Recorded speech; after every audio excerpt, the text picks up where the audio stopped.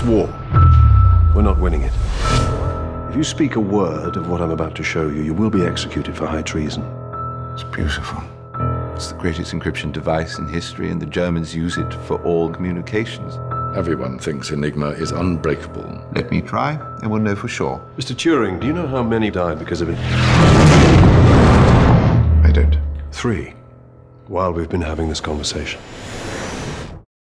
First of all, I was a big fan of Headhunters, and this is a huge departure from that. What's it like, sort of going from like this sort of creepy thriller to like this big epic period piece? I moved to Hollywood, got offered a lot of action thrillers, superhero movies, and that's what I'm going to do. And then somebody sent me this script, said you have to read this script, and it just blew me away. And then I got obsessed about Alan Turing.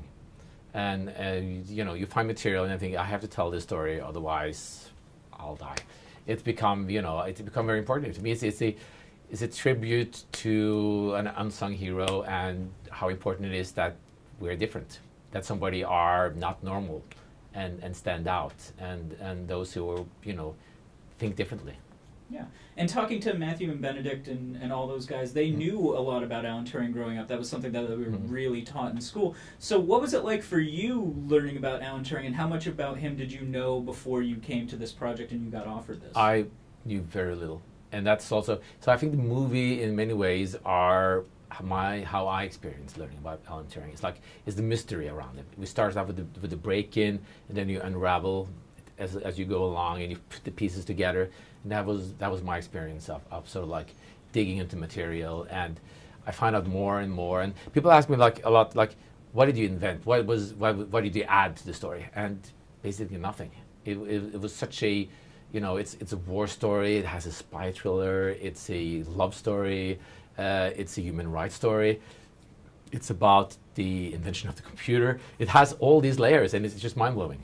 Yeah, and what did you see in Benedict that you thought would make him a good choice for Turing? I've always been a big fan of Benedict, and he was the first one I thought about when I was attached to the script, and so I called him up. We had a Skype, and we had very similar ideas on where we wanted to go. So we started to work together and piece together how this man was. I mean, how does he move? How does he walk? How does he think? No one really knows. There's no recording of him. There's nothing. We just had these little snippets here and there. So so it was it was wonderful, and that's the whole cast has been, you know, such a privilege working with, because I put down a list of all my favorite actors I wanted for every part, and everybody said yes. And what's it like sort of trying to recreate World War II era England? It seems like there would be a lot of challenges for that in terms of, you know, budgetary constraints and things that aren't around anymore. Yeah. So what's it like sort of making all these things from scratch, and particularly the computer that Turing builds to crack this code? Which is based on the original. The sum is huge, it's big.